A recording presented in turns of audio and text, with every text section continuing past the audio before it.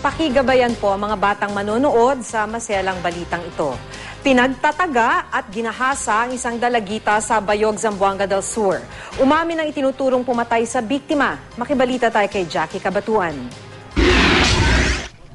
Wala ng buhay at tadtad ng taga sa katawan. Sa ganitong kalagayan natagpuan ng isang dalagita sa Bayog, Zamboanga del Sur.